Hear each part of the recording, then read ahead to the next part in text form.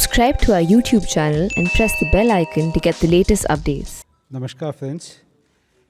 As you know, the CCA and Cabinet met today to brief you on the important decisions approved by the Cabinet. We have with us Honorable Minister of Education and Skill Development and Entrepreneurship, Shri Dharmendra Pradhan Ji, Honorable Minister of Information Broadcasting and Youth Affairs and Sports, Shri Anurag Singh Thakur Ji, Honorable Minister of State for Education, Srimati Annapurna Devi Ji, Honorable Minister of State for Education, Dr. Subhash Sarkar Ji, Honorable Minister of State for Education, Dr. Rajkumar Ranjan Singh Ji, and Honorable Minister of State for Information, Broadcasting and Fisheries, Animal Husbandry and Dairying, Dr. L. Murugan Ji.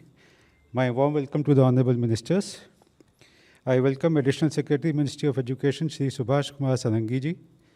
First, Honorable Minister for INB will brief, followed by the Honorable Minister of Education. After the briefing, we will take some questions relating to the Cabinet decisions only. Over to the Honorable Minister, sir. धन्यवाद जयदीप जी।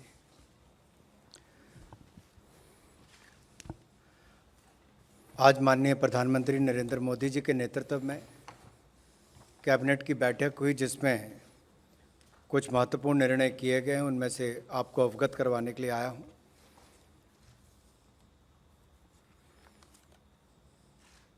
Minor girl child को, women को जो rape के cases होते हैं उसमें जल्द न्याय मिल सके, उसके लिए फास्ट ट्रैक स्पेशल कोर्ट्स, इसको लेकर जो आज अप्रूवल दी है उस योजना को कंटिन्यू करने के लिए। इसमें लगभग 1023 फास्ट ट्रैक स्पेशल कोर्ट्स चलते रहेंगे, जिसमें से 1023 समेत इसमें पॉस्को कोर्ट्स स्पेशली 389 कोर्ट्स हैं। वो कुल व्यय इसके ऊपर 1572.86 करोड़ होगा, जिसमें केंद्र सरकार का हिस्सा जो है वो लगभग 971.70 करोड़ होगा और 601.16 करोड़ शेयर राज्य की सरकारों का होगा। इस योजना को लॉन्च 2019 में जब किया गया था, तब इसी मानसिकता के साथ, इसी सोच के साथ कि जो शिकार बच्चियां होती हैं या महिलाएं होती हैं, कोई रेप विक्टिम होती हैं, इस यौन अपराध के शिकार बच्चियों को जल्द न्याय मिल सके, तीव्र न्याय मिले, उसके लिए प्रावधान भी किया गया था। कोर्ट्स को शुरू भी किया गया था। इनको 31 मार्च 2023 तक कंटिन्यू किया जाएगा। और आपको याद होगा 2018 में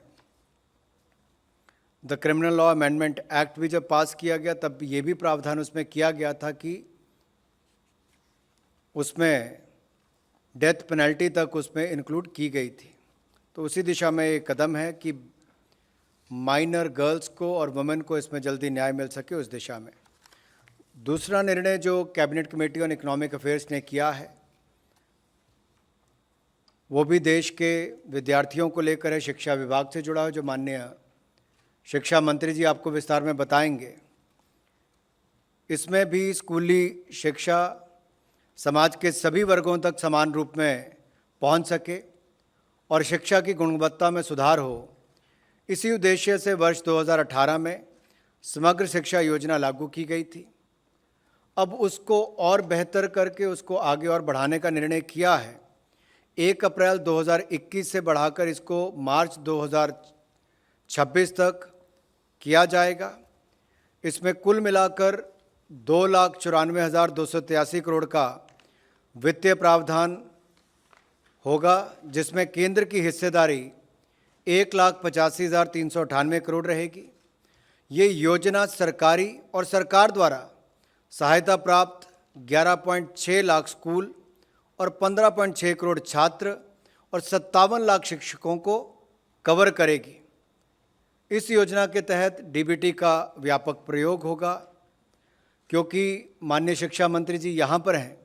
हम सब चाहेंगे जो देश के करोड़ों विद्यार्थियों के जीवन में इस योजना का मोदी सरकार के द्वारा राज्यों में लागू करवाकर इसका लाभ करोड़ों विद्यार्थियों को मिलेगा। लगभग 15.6 करोड़ छात्रों को इसका लाभ मिलेगा। 11.6 लाख स्कूल कवर होंगे, 57 लाख शिक्षकों को कवर करेगी। ये अपने आप में बड़ी योजना है। मैं माननीय धर्मेंद्र प्रधान जी, हमारे शिक्षा मंत्री, स्किल डेवलपमेंट मिनिस्टर, इनसे अनुरोध करूंगा कि आप सबको इस योजना की विस्तृत जानकारी दें। धन्यवाद अनुराग जी। जैसे अनुराग जी ने इस विषय के बारे में 2-3 प्रारंभिक टिप्पणी देते हुए कहा, समग्र शिक्षा 2 आज cabinet committee on economic affairs ने उसको मंजूरी दी है, जिसकी मैं दोहराता हूँ, 2,94,000 करोड़ रुपया की आने वाले मार्च 2026 तक, 21 से 26 तक की इस 5 साल में लगभग 3 लाख करोड़ रुपया की एक रकम भारत की स्कूली शिक्षा में, एलिमेंट्री, प्राइमरी, सेकेंडरी और हायर सेकेंडरी, और इस बार एक नया आयाम उसमें से जोड़ा गया है, जिसमें early childhood care and education यानी नई शिक्षा नीति में 3 साल से बच्चा खेल के माध्यम से सीखने का उपक्रम पे जुड़ेगी। इस सारे व्यवस्था को एक नई, जैसे अनुराग जी ने कहा, उसकी एक्सटेंशन देते हुए, लेकिन एक नई रूप में कुछ बुनियादी मुद्दे को नई तरीके से, न्यू अप्रोच से एक पैराडिम शिफ्ट हुई है। मैं इसको अगर ऐसे कहूँ, प्रधानमंत्री जी की जो 4 बिंदु पे फोकस है, शिक्षा, इक्विटी, क्वालिटी, एक्सेस और अफोर्डेबिलिटी, ये 4 बिंदु पे शिक्षा की रचना को किया जाएगा। पिछले 25 साल से भारत सरकार की इंटरवेंशन रही है स्कूली शिक्षा में, कॉन्करेंट लिस्ट में ये व्यवस्था है, लेकिन इस बार थोड़ा उसमें से एक नई रूप दिया जा रहा है। जो वर्टिकल में, जो व्यवस्थाओं में पैसा दिया जाता था, उसको रखते हुए, उसको थोड़ा और बढ़ाते हुए, उसकी दायरे को बढ़ाते हुए इस योजना को लिया गया, जिसमें sustainable development goal, SDG goal for education को ध्यान में रखा गया है।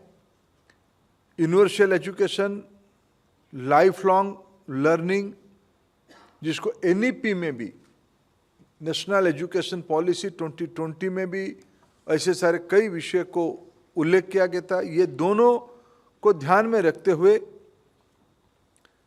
इस 4 मूल पिलार के आधार पे 11.6 lakh schools, 15.6 crore students, 57 lakh teacher, और विथ सम मेजरेबल की परफॉर्मेंस इंडिकेटर्स, इसको नई आवश्यकता को ध्यान में रखते हुए मेजरेबल भी किया जाए, KPI आधारित इसकी रचना की गई है। अगर मैं उसकी 3, 4, 5 प्रमुख बिंदु आपके सामने रखूं, क्या ये पिछले दिनों से फर्क है? पहली बार देश में, जैसे मैंने कहा, कि 3 साल की आयु से प्ले स्कूल की कल्पना, जो हम लोग शहरों में दिखते हैं या गांव में आंगनबाड़ी दिखते थे, अभी न्यू एजुकेशन पॉलिसी के तहत और समग्र शिक्षा 2.0 के तहत इसको एक फॉर्मलाइजेशन की ओर ले जाया जा रहा है। प्ले स्कूल, थोड़े दिन पहले 29 जुलाई को प्रधानमंत्री जी ने नई शिक्षा, राष्ट्रीय शिक्षा नीति की 1 साल की अवसर पे उन्होंने इस विषय को देश को संबोधित करते हुए कहा था, सरकारी स्कूल में भी अभी प्ले स्कूल शुरू हो जाएगी। ईसीसी उपक्रम के लिए उस हिसाब से टीचर्स की ट्रेनिंग, उसके लिए लर्निंग मटेरियल, गवर्नमेंट स्कूल में भी व्यवस्थित प्री प्राइमरी सेक्शंस खड़ा करना, बाल बाटिका को फॉर्मल रूप देश भर में स्कूली शिक्षा में दिया जाएगा, उसके लिए वित्तीय प्रबंधन भी सोचा गया।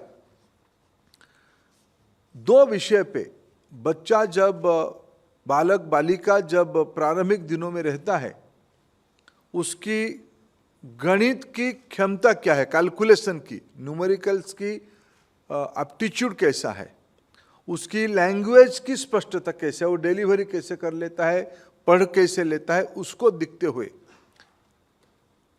एक विशेष इनिशिएटिव शिक्षा विभाग की ओर से शुरू किया गया, जिसको national mission on fundamental literacy and numeracy, निपुण, ये एक एम्बिशियस इनिशिएटिव इस समग्र शिक्षा की एक प्रमुख कंपोनेंट रहेगा, जिसमें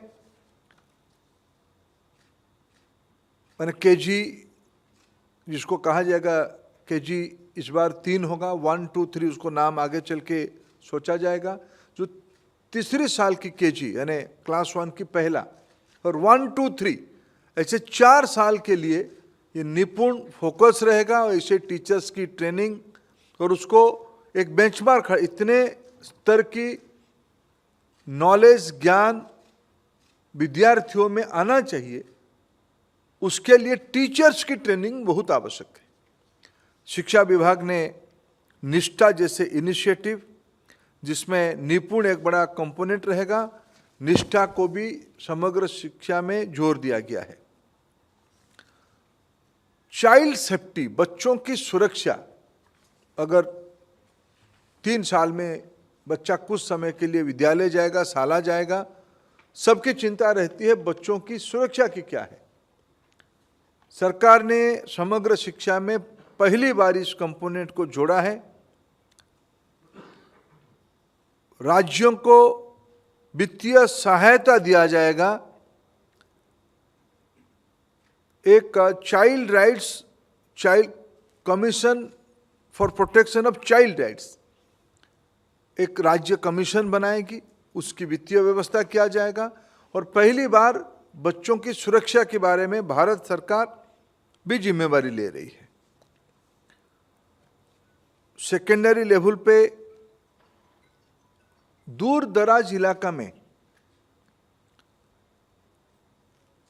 विद्यार्थी पढ़ने के लिए आ नहीं पाता है, ट्रांसपोर्टेशन की जाने आने की दिक्कत रहती है, उस अभाव से वो रह जाता है। समग्र शिक्षा में व्यवस्था किया गया है, ट्रांसपोर्टेशन फैसिलिटी के लिए इंसेंटिवाइज किया जाएगा, उनको खर्चा दिया जाएगा। स्कूल ड्रॉप आउट के बारे में चिंता करने के लिए विशेष करके समाज की जो वंचित वर्ग है, SC, ST, ऐसे सारे विद्यार्थियों के लिए 16 से 19 साल की आयु के अंदर, पहले 14 साल तक था, अभी बियॉन्ड 14 साल भी समग्र शिक्षा में उसकी चिंता की गई है, उसको भी चिंता किया जाएगा। विशेष करके उनके अंदर जो दिव्यांग बच्चे हैं उनको विशेष ध्यान दिया जाएगा। समग्र शिक्षा में एक नया आयाम जोड़ा गया है, एक होलिस्टिक प्रोग्रेस कार्ड की कल्पना की गई है। जैसे कुछ दिन पहले एकेडमिक बैंक ऑफ क्रेडिट की शुरू की गई, उसी दिशा में होलिस्टिक प्रोग्रेस कार्ड, जिसमें एक NDR, एक डिजिटल आर्किटेक्ट की कल्पना की गई है नई शिक्षा नीति में, जिसमें बच्चा 3 साल से जाने के उपरांत उसकी फॉर्मल पढ़ाई, इनफॉर्मल स्किलिंग खत्म होने तक उसकी एक क्रेडिट बैंक की सिस्टम रहेगी। उसी के अंदर होलिस्टिक प्रोग्रेस कार्ड एक इम्पोर्टेंट कंपोनेंट रहेगा, उसके बारे में भी चिंता किया गया है। स्कूल में खेल बढ़े, आदरणीय खेल मंत्री अभी उपस्थित है इस वार्ता में भी। उनकी भी विभाग और स्कूल विभाग पहले से खेल के बारे में ध्यान दिया है। इस बार एडिशनल ग्रांट दिया जाएगा खेल की आयामों के लिए। न्यू नेशनल एजुकेशन पॉलिसी में, राष्ट्रीय शिक्षा नीति में सबकी चिंता है, अभिभावकों की, विशेषज्ञों की, समाज की बहुत सारे बुद्धिजीवियों की चिंता रहती है स्कूली शिक्षा को थोड़ा कम बोझिला किया जाए। Bagless class, bagless school days, ये कल्पना आई है। उसको सामने रखते हुए एक लोकल आर्टिसन के साथ ऐसे करिकुलम, ऐसे पेडागोजी बनाई जाएगी जिसमें कन्वेंशनल जो उस इलाका में जो व्यवस्था है, जो उद्यमी है, ऐसे सारे इनिशिएटिव्स के साथ फॉर्मल स्कूल एजुकेशन में पढ़ने वाले लड़कों को 10 दिन की इंटर्नशिप भेजा जाएगा और उसकी क्रेडिट पॉइंट उनकी कैरियर में जोड़ी जाएगी। इसकी इनिशिएटिव इस व्यवस्था में है। टीचर ट्रेनिंग के कई सारे आयाम उसमें से रहेगी। जैसे हमने कहा, शिक्षा को इक्विटी और इंक्लूसिव करने के लिए कई इनिशिएटिव गुणात्मक दृष्टि से समग्र में अटेंड किया गया है। कस्तूरबा गांधी बालिका विद्यालय एक कंटिन्यूअस और एम्बिशियस प्रोजेक्ट है। उसकी दायरा बढ़ाया जा रहा है, उसकी अनुदान भी बढ़ाया जा रहा है। 12वीं तक उसको आगे व्याप्ति किया जाएगा, विशेष करके जो पिछड़े इलाका में, जहाँ जहाँ ये चलती है उस इलाका में। रानी लक्ष्मीबाई आत्मरक्षा प्रशिक्षण बच्चियों के लिए सेल्फ डिफेंस की एक इनिशिएटिव लिया गया है और उसके लिए 3 महीने की प्रशिक्षण, जो पहले से भी होते रहता, जो 3,000 रुपया उसमें खर्चा किया जाता था, उसमें 5,000 तक उसको बढ़ाया जाएगा। जो दिव्यांगों के अंदर बच्ची है, लड़की है हमारी, उसकी इंसेंटिव बढ़ाया जा रहा है। उसको जो अभी तक मिलता था उसके ऊपर 10 महीने के लिए प्रति माह 200 रुपया ज़्यादा, यानी 2,000 रुपया ज़्यादा, 3,000 रुपया पहले मिलता था, उसके ऊपर गर्ल्स चाइल्ड के लिए 2,000 रुपया एडिशनल इंसेंटिव दिया जाएगा। मित्रों, इस समग्र में 2 ऐसे और कंपोनेंट है जिसको मैं आपके सामने उल्लेख करना चाहूँगा। नई राष्ट्रीय शिक्षा नीति में ये कल्पना है, पढ़ाई और कमाई, एम्प्लॉयबिलिटी पे जोर दिया जाएगा। स्किल और स्कूल, इसको परिपूरक और किया जाएगा। इसीलिए ये समग्र में योजना की गई है। वोकेशनल एजुकेशन पे और जोर दिया जाएगा, स्किल इकोसिस्टम पे और जोर दिया जाएगा। क्लास 6 से लेके क्लास 12 तक, 6, 7, 8 उसकी एक्सपोजर बढ़ाई जाएगी। 9, 10 और 11, 12 इसमें आज की आवश्यकता को ध्यान में रखते हुए परंपरागत स्किल से लेके 21वीं सदी में जो नई अर्थनीति आएगी, जो नई समाज जीवन व्यवस्था होगा, जिसकी अगर एक उदाहरण मैं आपको दूं, अभी 29 जुलाई की प्रोग्राम में प्रधानमंत्री जी ने ऐसे 2-3 कैप्सूल का लोकार्पण किए, जिसमें स्कूल में ये 3 फेज में 6 से 9, 6 से 8, 9, 10, 11, 12 आर्टिफिशियल इंटेलिजेंस में क्या व्यवहारिकता है, सॉफ्टवेयर कोडिंग की क्या व्यवस्था है, ऑगमेंटेड रियलिटी, वर्चुअल रियलिटी की क्या स्किल की प्राइमरी लेवल पे आवश्यकता है, से लेके अभी जो चलने वाले स्किल इकोसिस्टम है उसको कैसे फॉर्मली स्कूल व्यवस्था पे जोड़े, उसकी व्यापक इंटरवेंशन चिंता किया गया है। उसके लिए वित्तीय प्रबंधन भी किया गया है। धीरे धीरे जिस ढंग से प्रधानमंत्री नरेंद्र मोदी जी की विजन है, पिछले 15 अगस्त में उन्होंने कहा था 1000 दिन के अंदर भारत की 6 लाख गांवों को इंटरनेट से जोड़ा जाएगा। गांव में इंटरनेट के सबसे ज्यादा लाभार्थी स्कूल होने वाला है, इसलिए धीरे धीरे स्कूल की ब्लैक बोर्ड डिजिटल बोर्ड पे कन्वर्ट होने के रास्ते में आ रहा है। ICT, smart classroom, DTH channel, digital boards, ये सारे मैसिव व्यापक तरीके से स्कूल की संरचना में जुड़े, उसके लिए पर्याप्त वित्तीय प्रबंधन इस समग्र की एक मूल फीचर है। मित्रों, धीरे धीरे देश 21वीं सदी की ओर जब आगे बढ़ेगा, भारत जैसे एक डेमोग्राफिक डिविडेंड की एडवांटेज देश अपने संबल को, अपने मानव संबल को समय की आवश्यकता से तैयार करे, इसी की एक विनम्र प्रयास समग्र 2.0 है। वो अटल जी की समय की सर्व शिक्षा अभियान हो या माननीय प्रधानमंत्री जी की पहला कार्यकाल में समग्र 1 हो या अभी समग्र 2 हो, उसी दिशा में एक बड़ी छलांग की प्रयास है। आज इसकी मैं प्रधानमंत्री जी का आभार प्रकट करूंगा आप लोगों के माध्यम से। उन्होंने लगभग आने वाले 5 साल में शिक्षा जैसे बुनियादी व्यवस्था में 3 लाख करोड़ तक का एक सैंक्शन करके देश की नई पीढ़ी को तैयार करने के लिए महत्वपूर्ण कदम उठाए। धन्यवाद मित्रों। Thank you, sir. We will now take questions. 116. Sir, आपने कहा कि 15 करोड़ बच्चों को आगे शिक्षा दी जाएगी। पिछले साल सर, जब से कोरोना आया है, लगभग 27 से 30% बच्चों के पास न तो मोबाइल है, न कंप्यूटर है, न उनकी शिक्षा हुई है। तो देश का भविष्य हमारा कैसा बनेगा? क्या सरकार की इन चीज़ों को देने के लिए स्टूडेंट को कोई सब्सिडी की स्कीम लाएंगे? क्योंकि अभी कुछ पता नहीं कि स्कूल कब खुलेंगे। और दूसरा सर, ये जो आपने समग्र 2.0 की बात की है, इसमें आपने टीचर्स की ट्रेनिंग की बात की है, फिर स्टूडेंट्स की बात की है। तो टीचर की ट्रेनिंग पहले होगी या पहले स्टूडेंट लिए जाएंगे? देखो, दोनों इकट्ठा होगा। देखो, पढ़ाना ही एक ट्रेनिंग है, आधुनिक तरीके से पढ़ाना भी एक ट्रेनिंग है।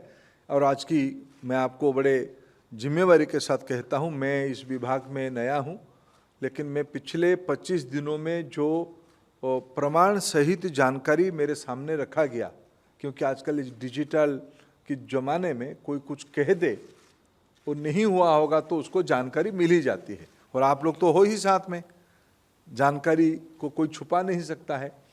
जो पिछले दिनों में प्रधानमंत्री ई विद्या, इस प्रकार की भयंकर स्थिति तो कोई सामना करेगा, कोई किसी ने कल्पना नहीं की थी। लेकिन पिछले लगभग 1.5 साल के अंदर जो स्थिति बनी, अभी तो देश की बच्चों को शुभेच्छा देने की आवश्यकता है।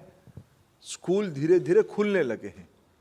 देश के स्वास्थ्य विशेषज्ञों ने जिस प्रकार की अभिमत रखा है, राज्यों ने हिम्मत करके भारत सरकार के साथ चर्चा करके, विशेष करके भारत की स्वास्थ्य विशेषज्ञों की परामर्श से स्कूल खुलने लगे हैं।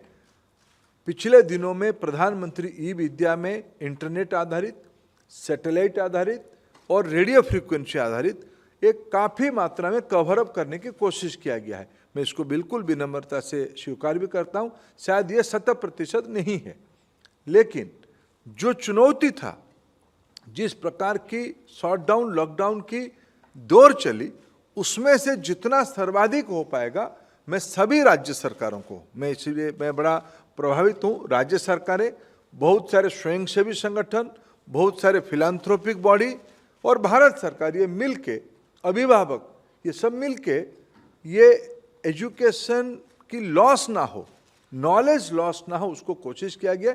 फिर भी ये चुनौती है, धीरे धीरे नॉर्मलसी की ओर सबको बढ़ाएंगे। इसीलिए समग्र शिक्षा कोई नी जर्क रिएक्शन नहीं है, सोची समझी योजना है कि आने वाले दिनों में टेक्नोलॉजी को, आखिर हमने ये लो ऑर्बिट स्पेस की दुनिया को खोला क्यों है, ये शिक्षा में कैसे ज़्यादा काम आए। भारत की बच्चों को क्वालिटी एजुकेशन दे, एक्सेसिबल एजुकेशन दे, ये हमारी नीति है। Yes, please. Yeah. माइक दे दीजिए। Yes, please, 58.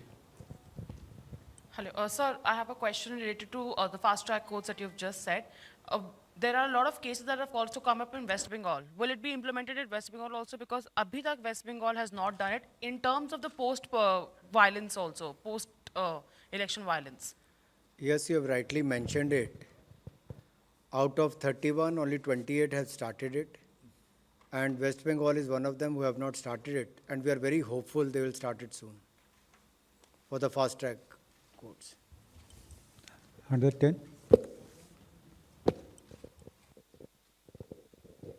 अनुराग जी, मेरा सवाल है कि आज चूंकि संजोग से कैबिनेट में पॉक्सो और फास्ट ट्रैक कोर्ट पर आपकी चर्चा हुई और आज ही दिल्ली में एक दुखद घटना सामने आई कि 9 साल की बच्ची के साथ ये हुई, तो इस तरह की बच्ची और इनके परिवार वालों को फास्ट ट्रैक कोर्ट में न्याय दिलाने को लेकर खास करके इस इंसिडेंट पर भी कुछ कैबिनेट में चर्चा हुई, क्यों? क्योंकि राहुल गांधी और दूसरे लीडर उनके विक्टिम फैमिली से मिलने भी गए हैं, तो क्या कैबिनेट में चर्चा हुई है? देखिए, कैबिनेट में ये चर्चा नहीं होती कौन किससे मिलने गया है। सरकार नीतियों, कार्यक्रमों इस पर चर्चा करती है और इस पर मंजूरी ये की कि यौन शोषण की शिकार बच्चियों को, महिलाओं को तीव्र न्याय मिले, उसके लिए अगले 2 वर्ष तक इन फास्ट ट्रैक कोर्ट्स को, फास्ट ट्रैक स्पेशल कोर्ट्स को कंटिन्यू किया जाए। और अब जैसा मैंने पहले कहा कि 2018 में भी जो कानून लेकर आए थे कि जो माइनर गर्ल्स और इनके साथ जो रेप की घटनाएं, जो यौन शोषण की घटनाएं आती हैं, उसमें मौत तक की सज़ा का भी प्रावधान किया गया था। और ये इसीलिए फास्ट ट्रैक कोर्ट्स को भी बढ़ाया गया है कि 1023 जो फास्ट ट्रैक कोर्ट्स हैं, जिसमें 389 हमारे स्पेशल पॉस्को कोर्ट्स हैं, उनको भी कंटिन्यू किया जाएगा और तीव्र न्याय मिले उस दिशा में ही काम किया जाएगा। दिल्ली में कौन गया और क्या राजनीतिक रूप से गया, मैं उस पर यहाँ पर टिप्पणी इसलिए नहीं करूँगा क्योंकि बहुत सारे कांग्रेस शासित राज्यों में भी जब इस तरह की घटनाएं लगातार हुई, वहाँ पर वो बिल्कुल चुप बैठे रहे। तो दुर्भाग्य ये है कि क्या बच्ची एक ही राज्य में या दूसरे ही राज्य में दिखती है कि अपने शासित राज्यों में, पंजाब में हो, राजस्थान में, बाकी जगह हो, वहाँ नहीं दिखी। तो मुझे लगता है बेटी के लिए न्याय, कोई भी बेटी हो, किसी की भी बेटी हो, गरीब की हो, अमीर की हो, पिछड़े की हो, अगड़े किसी की भी हो, बेटी को न्याय दिलाने के लिए कानून बनाया है, एक समान बनाया है और तीव्र न्याय मिले, इसको सुनिश्चित करने के लिए मोदी सरकार ने आज फिर ये कदम उठाया है। Number 64. अनुराग सर, कैबिनेट की बैठक में क्या राज्यों को अपनी ओबीसी लिस्ट तैयार करने का अधिकार देने के लिए संविधान संशोधन बिल पे भी चर्चा हुई आज? क्योंकि संसद का सत्र भी चल रहा है और आज हम प्रमुखता से समग्र शिक्षा पर आप सबके सामने जानकारी रखने आए हैं और जो जानकारी मुझे आपको देनी थी मैंने विस्तृत रूप से उसको दिया है।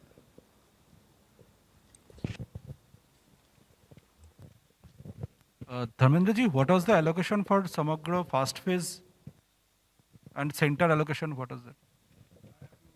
Get back to you. Right now, I don't have that information with me. What was our spending on phase 1? I will get back to you.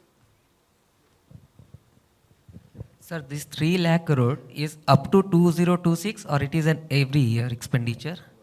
Pardon? 3 lakh crore package जो आप दे रहे हैं हर साल आना है या 2026 तक का है? 5 साल के लिए ये जो एलोकेशन है ये 5 साल के लिए। अनुराग सिंह ठाकुर से एक सवाल था।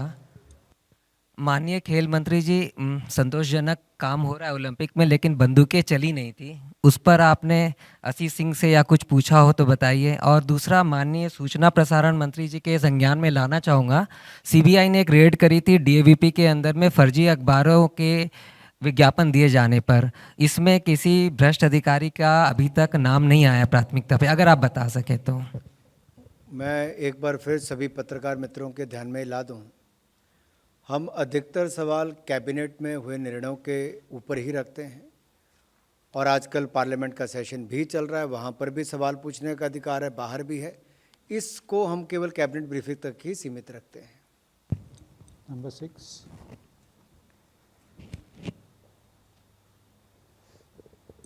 मेरा प्रश्न धर्मेंद्र जी से है। धर्मेंद्र जी, एनईपी जब बनाई गई थी तो पैंडेमिक के बारे में किसी को आइडिया नहीं था और एनईपी कम्प्लीटली साइलेंट है कि पैंडेमिक आएगा तो एजुकेशन कैसे होगी, बच्चे पास कैसे किए जाएंगे। और अभी ये सिचुएशन अनफोल्डिंग है, 1.5 साल से ज़्यादा बीत गए, किसी को पता नहीं कितने साल चलेगा। तो क्या आप एनईपी को सूटेबली मॉडिफाई करेंगे? क्योंकि बार बार बोर्ड्स, अलग अलग बोर्ड्स जा रहे हैं सुप्रीम कोर्ट के पास, कोई किसी के पास जा रहा है, रिजल्ट कैसे डिक्लेयर करना है, पास कैसे करना है, कोई पॉलिसी नहीं है इसके लिए, एनईपी साइलेंट है।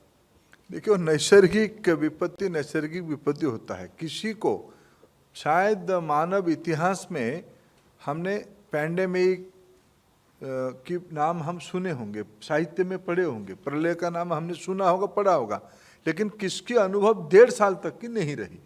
कोई भी मनुष्य को शायद नहीं रही निकट अतीत के इतिहास में, जितना दिन मानव सभ्यता की कोई पढ़े। इसीलिए उसको एक आधार बनाना शायद उचित नहीं है। बाकी रहा न्यू एजुकेशन पॉलिसी, ये एक बहुत विजनरी डॉक्यूमेंट बनी है। अभी मैं इस विभाग की जिम्मेवारी संभालने के बाद मैं एक पब्लिक पॉलिसी की विद्यार्थी के नाते एनईपी को पढ़ा था, लेकिन जब उसको इम्प्लीमेंटर के नाते उसको देख रहा हूँ, पढ़ रहा हूँ, मैं कॉन्फिडेंट हूँ भारत को सारे प्रकार की स्थिति में एक अत्यंत उच्च कोटि की समाज व्यवस्था को बनाने की दिशा दर्शन एनईपी के अंदर है। इस सारे विषय में हम कॉन्फिडेंट हैं।